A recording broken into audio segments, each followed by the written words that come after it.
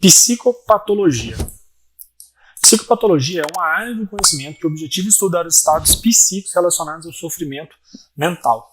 A psicopatologia, como ramo da ciência que trata da natureza essencial da doença mental, suas causas, mudanças estruturais e funcionais associadas a ela e suas formas de manifestação. Entretanto, nem todo estudo psicopatológico segue a rigor os ditames de uma ciência sensu stricto. A normalidade, muitas vezes, é relacionada com aquilo que se espera encontrar numa população como regra. Estatisticamente, normal refere-se a uma propriedade de uma distribuição que aponta uma tendência, o que seria mais comum de encontrar em determinada amostra, o mais provável. Ou seja, não é o que, vamos pôr, de cada 10, 8 indivíduos apresentam uma característica e 3 uma diferente. Então, o normal seria o desses 8. Funcionaria mais ou menos assim. Tem-se como expectativa que a normalidade seja o tipo de comportamento que mais ocorre em qualquer cultura. A saúde mental, por sua vez, seria então a condição ideal ou desejada para que essa normalidade possa vir a existir, com qualidade e capaz de oferecer as melhores condições para que as pessoas vivam satisfatoriamente, produzam com eficiência e possam gozar de certo grau de felicidade para com as pessoas mais próximas de si. Considera-se a presença de alguma psicopatologia a partir dos critérios de diagnóstico. Os critérios variam muito do grupo de transtornos. São vários os fatores que podem caracterizar um transtorno. De forma geral, considera-se que a presença de uma psicopatologia ela ocorra quando houver uma variação quantitativa em determinados tipos específicos de afetos, comportamentos e pensamentos, afetando um ou mais aspectos do estado mental da pessoa. Nesse sentido, a psicopatologia não é um estado qualitativamente diferente da vida normal, mas sim a presença de alterações quantitativas. Como assim?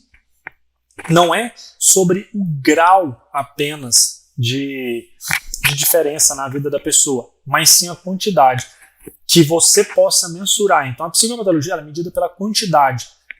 Se você está muito diferente, vamos dizer assim, o que você fez? Você está triste. Tristeza, todo mundo sente. Então, qualitativamente, todo mundo sente. Agora, qual é a quantidade de tristeza? Isso que vai caracterizar uma depressão, por exemplo. Então, a psicopatologia ela é medida pela quantidade, não pela qualidade. Certo? Sistemas classificatórios de transtornos mentais. A manifestação psicológica podem ser classificadas de diversas maneiras. A CID-10 é a classificação usada no Brasil, nos serviços de saúde para referenciar todos os quadros de enfermidades e doenças, inclusive transtornos mentais. A CID apresenta um caráter descritivo por diagnóstico, com os principais aspectos clínicos e outros associados, mesmo menos importantes. Você pode ver na nossa apostila, basta na terapia de casal e família, na página 28 você vai ver todas as categorias e classificações da CID-10. E a classificação DSM-IV-TR, que é a mais usada nos Estados Unidos, nas páginas 29 e 30, caso você tenha interesse em aprofundar, você pode ver esta classificação. De acordo com Satir, os membros das famílias ordenadas desempenham os seguintes papéis. Acusador, ele encontra falhas em todo mundo e não perde a oportunidade de criticar. Destruidor é o que menos consegue enxergar a real dimensão dos problemas, pois a transfere para questões triviais. Intelectual distante, concentra o tempo e energia nos estudos para fugir dos problemas dos demais integrantes da família. Apaziguador, quer agradar a todos e sempre pede desculpas. Nivelador, comunica-se abertamente a todos. Os principais benefícios da terapia familiar: promoção de autoconhecimento. Os envolvidos compreendem a importância e entendem respeitar e dialogar. Compreensão de que os comportamentos são estabelecidos por padrões. Melhorar a comunicação e as relações interpessoais. Compreensão de que cada membro da família é uma engrenagem. Se uma não funciona bem, as demais serão afetadas. E o terapeuta ele não interfere, não julga e ele não aponta. Isso, bom terapeuta. O que a família deve fazer para resolver os problemas. Ao contrário disso, a tarefa do terapeuta é fazer com que cada integrante acorde para a sua responsabilidade sobre o comportamento do outro. A terapia familiar pode ser o meio exclusivo de tratamento ou pode ser combinada com outros métodos de tratamento individual, ou seja, cada integrante da família também pode estar fazendo um tratamento individual e ainda assim fazer parte da terapia familiar. Antes de iniciar a terapia, é preciso haver um esclarecimento das expectativas do terapeuta e da família. O contrato terapêutico deve estabelecer uma atmosfera de trabalho em que a família terá grande responsabilidade. Ou seja, não adianta o terapeuta ser bom e a família não colaborar. A família precisa entender neste contrato terapêutico que ela também vai precisar se empenhar, vai precisar cumprir as atividades que é proposto pelo terapeuta para o bom andamento da terapia. O terapeuta tomará claro que encara os problemas ou sintomas de qualquer membro da família como algo que envolve e diz respeito a toda a família, tentando assim tirar o foco do paciente identificado. Ou seja, pode ser que sejam 4 pessoas e um seja o mais problemático, mas o terapeuta ele sempre tem que tomar como os sintomas da família, para que ele não foque no paciente, naquele que é o mais... Olá, peço desculpas por interromper sua aula por um breve momento, mas tenho algo importante e vantajoso para compartilhar com você. Se você está gostando desta aula, tenho uma ótima notícia. Agora você pode levar sua experiência de aprendizado para o próximo nível fazendo sua matrícula em nosso site. Ao se matricular, você terá acesso exclusivo a uma série de benefícios. Primeiro, você pode baixar a apostila completa do curso em PDF, perfeita para acompanhar as aulas e revisar o conteúdo sempre que precisar. Além disso, ao concluir o curso, você terá a oportunidade de adquirir um certificado de conclusão, um grande passo para o seu desenvolvimento profissional e acadêmico. E sabe o que mais? Ao assistir às aulas diretamente em nosso site, você terá uma experiência de aprendizado sem interrupções ou propagandas. Isso significa mais foco e eficiência no seu estudo. Então, não perca essa chance. Clique no link na descrição deste vídeo ou visite nosso site para se matricular agora mesmo. É rápido, fácil e vai transformar a maneira como você aprende. Agora, vamos voltar à aula.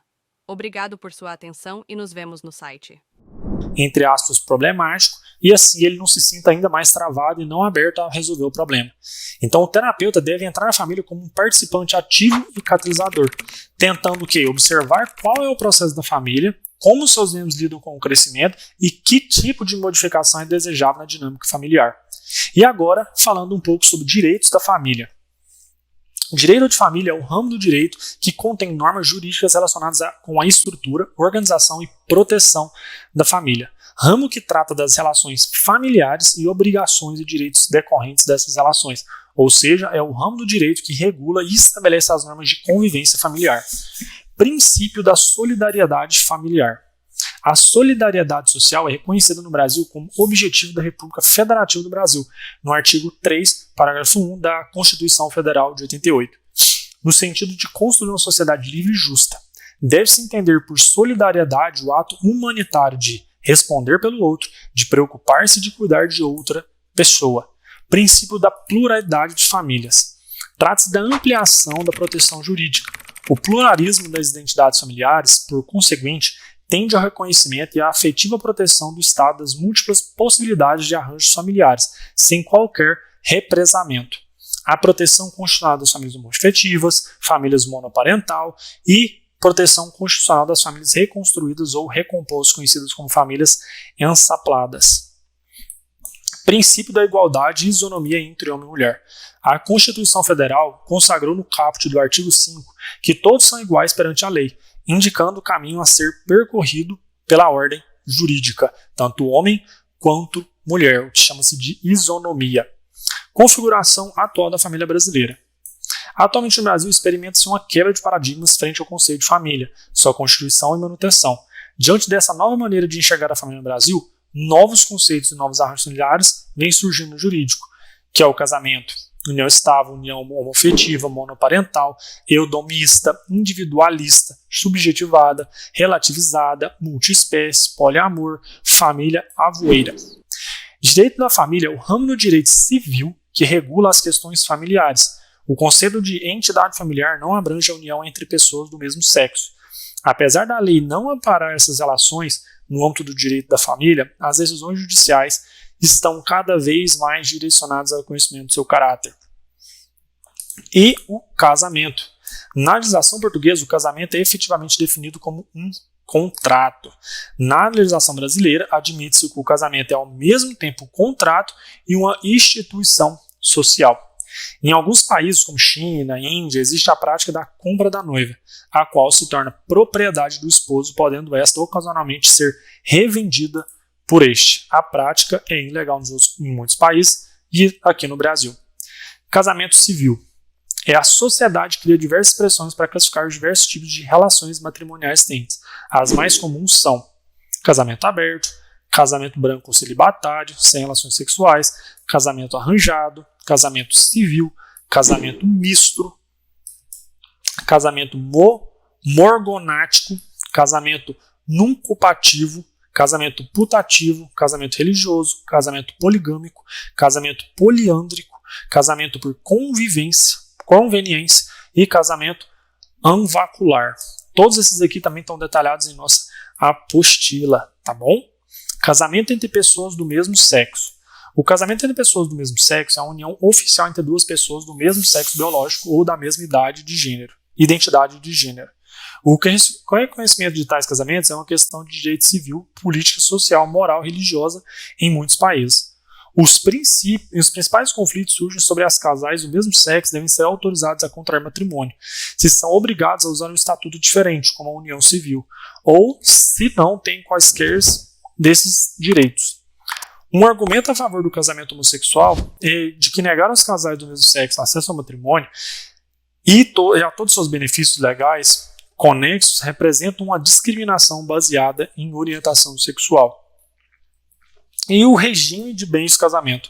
A lei portuguesa e também a lei brasileira prevê 3 tipos aí de regime de bens no ato do matrimônio, que são válidos hoje, que é o regime geral de bens, ou comunhão universal. Nesse regime, o matrimônio, todos os bens de ambos os participantes passam a pertencer ao casal. Comunhão de bens adquiridos ou comunhão parcial de bens. Nesse regime de bens, existe separação de bens apenas nos bens que os nubentes já possuíam antes do casamento, sendo que os bens de cada um que adquiriu após o casamento pertencem ao casal. Separação de bens neste regime, apesar de se efetuar um matrimônio em sede de propriedade de bens, existe uma total separação. Ou seja, estão casados, mas todos os bens aí materiais são separados. Nesse regime, cada nubente mantém como apenas seu, quer os seus bens que levou para o casamento, como também aqueles que adquiriu ou adquirir após o casamento. E a extinção do casamento, que a melhor doutrina de César Fius ensina que o casamento pode ser extinto pela morte, por defeito, pela separação e pelo divórcio, conforme disposto no artigo 1571 da Lei nº 10.406/2002 do Código Civil Brasileiro. O mestre César Fius informa que os defeitos podem ser graves como bigamia, incesto e o homicídio, e apenas ser leves tais como coação, a incapacidade de menores de 16 anos, a autoridade celebrante incompetente, o mandatário com poderes revogados e no caso de erro essencial quanto à pessoa do outro cônjuge. O divórcio extingue o casamento porque põe fim ao vínculo matrimonial com fulcro no artigo 1551 do Código Civil Brasileiro. Já quando a separação judicial prevista no artigo 3 do artigo 1551 do Código Civil. Então é isso que a gente tinha para falar aí também sobre a questão de terapia familiar. A gente falou um pouco aí de direito. E esse foi o nosso curso. Pode ver que a gente tratou bastante coisa. Você também tem aí as apostilas para que você possa aprofundar, tirar dúvidas, ou você pode rever quantas vezes você quiser a aula, certo? Então é isso. Um grande abraço. Até mais. E fui! E aí, tudo bem? Estou passando apenas para deixar um recado bem rápido para você que acabou de ver essa aula e que gostaria de assistir a todas as aulas desse curso. É bem fácil, basta você clicar no link que está na descrição deste vídeo ou acessar www.novacursos.com.br.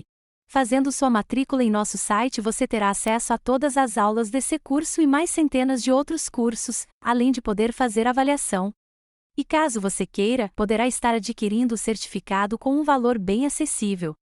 Esse foi o recado que eu queria dar. Aguardo sua matrícula. Até breve.